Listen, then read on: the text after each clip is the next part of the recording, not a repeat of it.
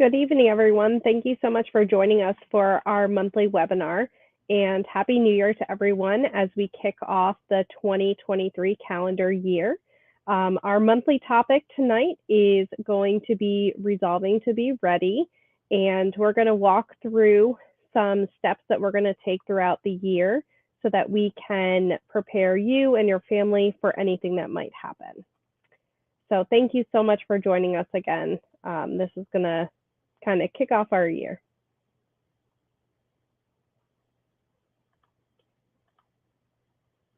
So just as a reminder, Ready Fairfax is our preparedness program.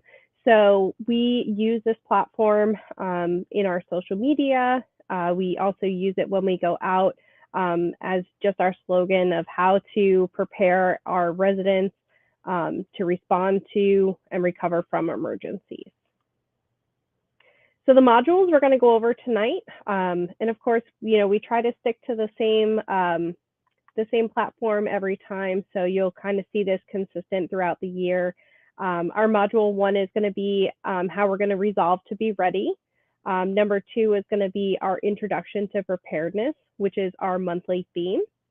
And then we're going to talk a little bit about winter weather safety and then what's coming up next. So Resolving to be Ready is one of the programs from ready.gov that we utilize every January. And one of the things that we're going to be doing this year is we're going to be going through the steps of preparedness, really step by step. This is a marathon, not a sprint. So we know that we have a lot to do in order to make an emergency plan, making an emergency kit, learning what the hazards are in our area.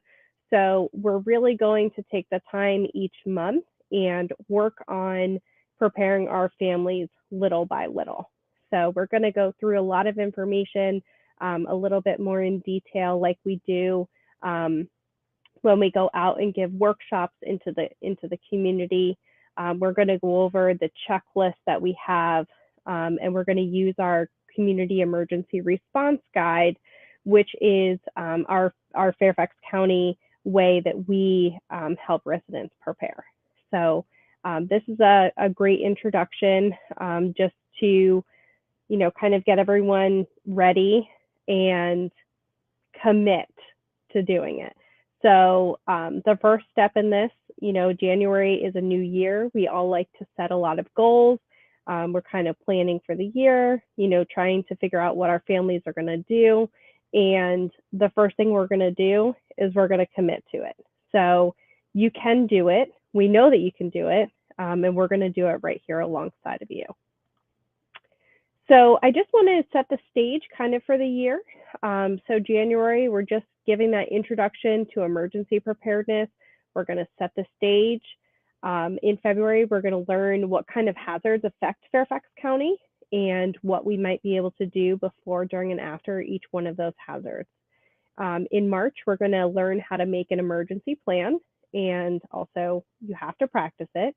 So we'll give some scenarios and some suggestions of how you can do that with your family. Then in April, we're going to go on to making an emergency kit. In May, we're going to learn about all the different ways you can stay informed during an emergency. In June, we're going to learn how to get involved, so some volunteer opportunities that might be of interest to you. In July, we're going to learn what we can do to respond to an emergency. So that might be sheltering in place, it might be lockdown, and we'll go through some different scenarios. In August, we're going to go through youth preparedness. Our kids are getting ready to go back to school, so we're going to talk about how we can prepare them and what kind of drills and things they might see at school and how they can be prepared for emergencies as well. September is National Preparedness Month, and we're going to talk about our See Something, Say Something, and also Until Help Arrives. So we want to make sure that we are prepared and trained and know what to do in case we need to jump into action. In October, we're going to talk about recovering from an emergency or disaster, so what we can do afterwards. November, we're going to talk about the different steps that we can take to mitigate our property and our homes. And then in December, we're going to talk about how we prepare our neighborhoods. And we have a 5-step neighborhood guide within our community emergency response guide that we will feature. So let's talk about our introduction to preparedness and kind of set the stage for the year. So within our community emergency response guide, we have it kind of laid out in our before, during, and after timeframe. So you can see that the before arrow and the after arrow are both in the mitigation area. So mitigation is what we can do to prevent future emergencies and the effects that they might have. So we love to do mitigation beforehand, but sometimes there's instances where we don't know that it's a problem, and we have to do those mitigation steps after to build back stronger so that we can prevent it from happening in the future. We're also going to prepare. So this means making a plan, making a kit, knowing how to stay informed, responding, what you do during. We're going to figure out what we're going to do, what action steps we're going to take, how to quickly make those decisions. And then we're going to talk about recovering from an emergency and what we do after. So having insurance and kind of knowing what to do and following those steps. So our steps to preparedness that we're going to take, and these are 5 steps that are outlined in our community emergency response guide. First, we're going to create an emergency plan. So creating a plan means that we're going to kind of look through our family dynamic and figure out what works for our family. So this means writing down all of our important contact information, identifying an in-person, an in-area person that you can communicate with in the event that you can't get in touch with your loved ones, but also an out-of-area contact, because you might not be able to get through phone lines locally, but you might be able to call a family member in another state. As part of that plan, you're also going to identify in your home where you can shelter in place, where your best places are that don't have windows, they're an inside wall. You'll go through the different scenarios, whether you live in an apartment or in a house, and kind of figure out what works best for your family. And then also practicing. So our plans are great if we have them written down, but we also want to make sure that they work. So making sure that we practice our plan and get out and actually go through the steps. So making sure you have 2 ways out of your house if there's a fire. If you don't have 2 ways out, how are you going to communicate or let someone know where you are if you end up getting stuck? And then we're going to assemble our emergency kits. So everyone's emergency kits are going to look different depending on your family dynamic, whether you have young children, older adults, individuals with disabilities or access to functional needs. Everyone's emergency kit is going to be tailored towards them. You're going to want to make sure that your emergency kit also has enough food for you and your family members for at least a couple days. You want to make sure that you have very highly nutritious snacks in there so that you're still taking care of yourself during an emergency. In addition, we'll talk about how medication plays into this. So this is a great way to kind of think about and plan for, what type of items that you could put in there. A lot of this information about our kits is found on our Ready Fairfax site, and we have a great checklist that you can use.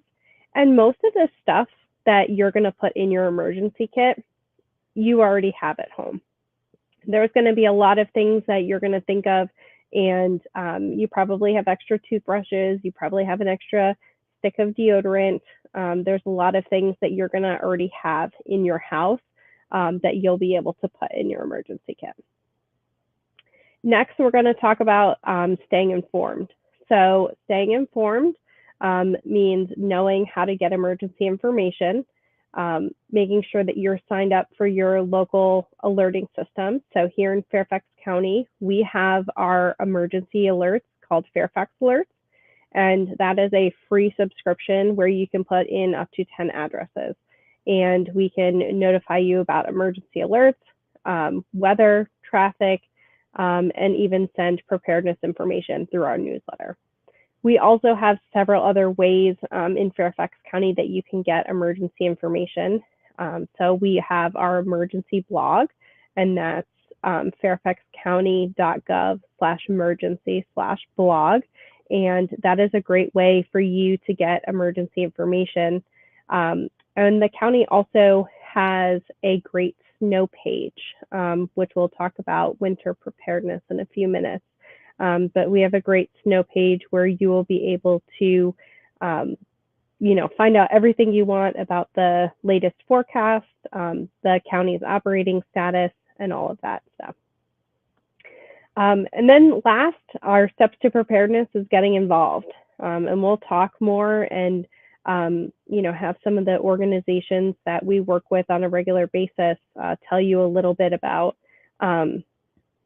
their programs. But getting involved, it doesn't necessarily have to be volunteering, but it could just be having a conversation with a family member or a friend or an acquaintance that you want to talk about emergency preparedness with.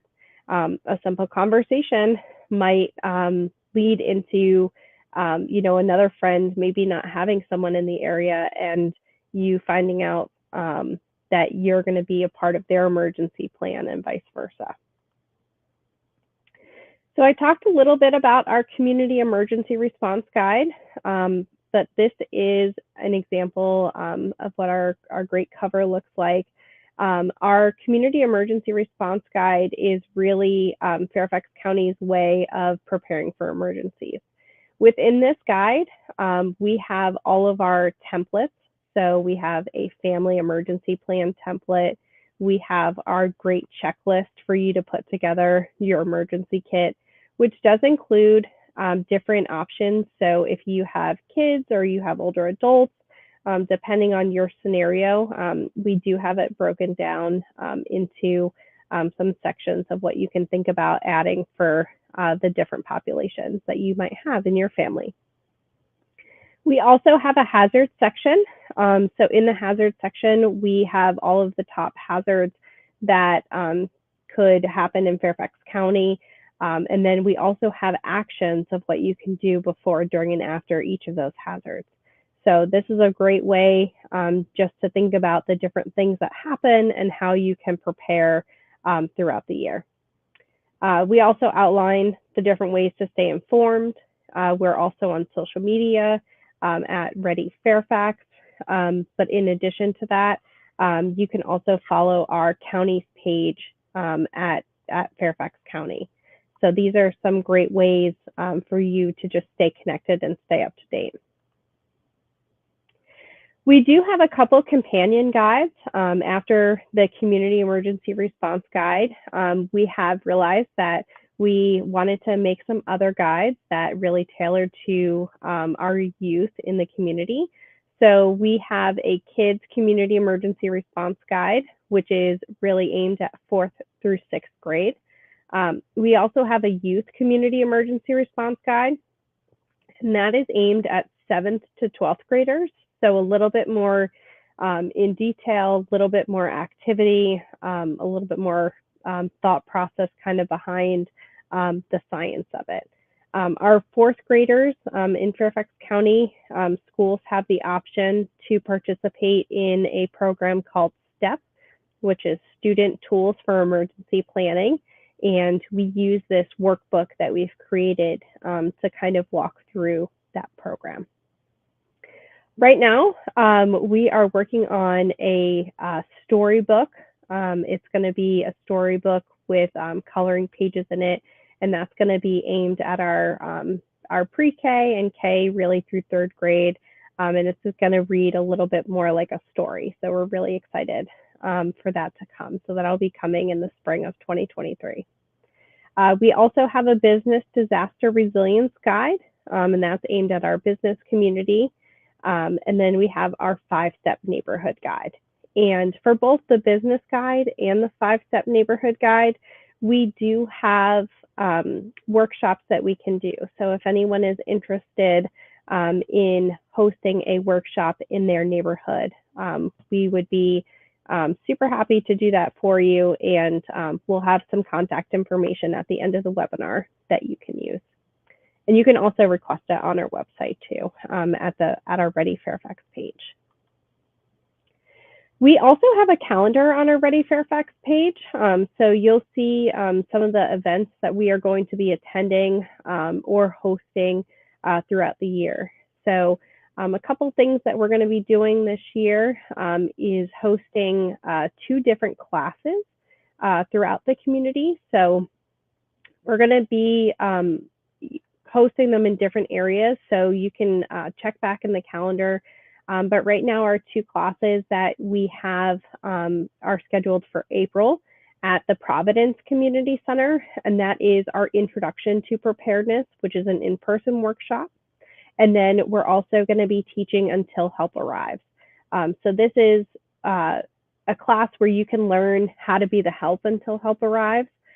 So what you can do if there's an emergency, whether someone is having a cardiac arrest or you might need to stop the bleed, all of these components are gone over in the Until Help Arrives. So we're going to be hosting several more classes, but right now we have our preliminary calendar up through April. So Module 3.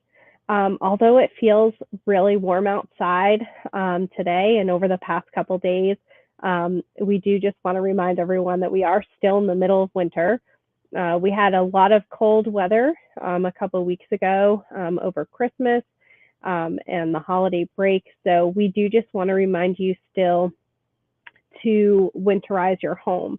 I know during the cold snap, we saw a lot of pipes freezing and bursting, and our fire department had a lot of calls for service for that. So we just want to make sure that you are still winterizing your home, making sure that you're getting your heating units inspected and serviced and making sure that they're up and working. If you do have a chimney or a fireplace, making sure you have that serviced. Always disposing of your ashes properly, so making sure that you're not putting those in plastic containers, that you're using metal, and making sure that that you're not, using a container that can catch on fire. So just make sure that you guys take all those steps, and we don't want to create an emergency. We're trying to prevent them. Also for the winter, we want to make sure that you have an emergency kit for your car. A lot of people, are out and about during the winter, and we want to make sure that if we are expecting any winter weather, that you are, ready and prepared. So making sure that you have water in your car, nutritious snacks, a blanket, cell phone charger, so that in case you run out of battery. You also want to make sure that you have phone numbers written down. And this is a great thing, because if you do run out of battery and you need to get in touch with your family to let them know where you are, if you're going to, borrow someone's, a phone to make a phone call, you want to make sure you have that number. So just take the extra precautions. I know last month, you can go back and watch our webinar. We hosted Ellen from VDOT, which is the Virginia Department of Transportation, and she talked a lot about how they prepare for snow.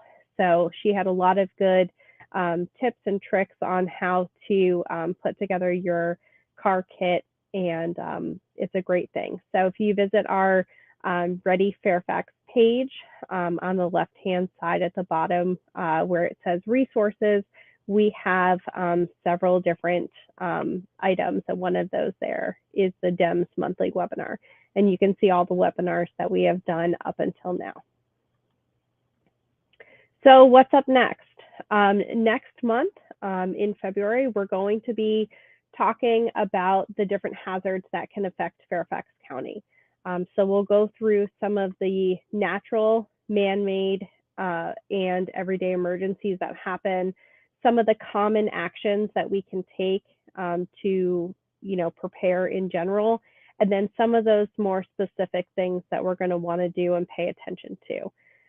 One of the things that we, like to do on our social media is really highlight the terms and how we talk about different emergencies. So what is the difference between a watch and a warning, and what the different, key terms really mean for us, and what actions are associated with them.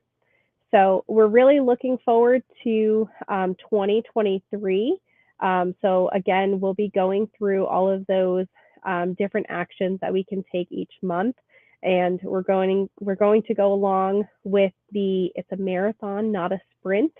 So each month we'll be going over different actions. And by the end of the year, we hope that everyone is prepared and has an emergency plan, has a kit, and they are ready to take on any emergency that comes their way. Thank you so much for joining. And if you have any questions, feel free to reach out to us. Thank you.